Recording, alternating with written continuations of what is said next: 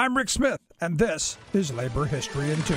On this day in labor history, the year was 1961. That was the day when Herbert Lee was murdered just outside of Liberty, Mississippi. He was a successful black cotton farmer who became active in efforts to register black voters. Lee had 9 children. He was one of the few area black farmers with a vehicle. This made him very valuable to the voter registration movement. Lee would drive Bob Moses from the Student Nonviolent Coordinating Committee around Amet County to reach unregistered voters. It was dangerous work to register black sharecroppers and farmers in rural Mississippi. Attempts by black residents to gain legal or economic equality were met with threats and violence. On the morning of his murder, Lee had come to the Westbrook Cotton Gin just outside of Liberty to drop off a truckload of cotton. There, he was met by a childhood friend, Mississippi State Representative E.H. Hurst. Hurst came up to the truck and started shouting at Lee. Then he took out a gun and shot Herbert Lee in the head. Witnesses stated that Lee had brandished a tire iron at Hurst. Hurst claimed self-defense. A jury declared the murder was justifiable homicide. Lewis Allen, a black farmer and timber worker, was one who had testified about witnessing the shooting. Later, he recanted his testimony, saying that he had lied about Lee threatening Hurst because he feared for his life.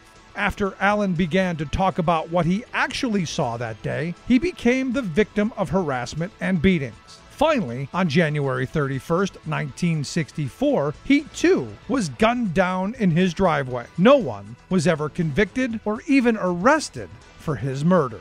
Labor History in 2 brought to you by the Illinois Labor History Society and The Rick Smith Show. For more information, go to laborhistoryin2.com, like us on Facebook, and follow us on the Twitters at Labor History in 2.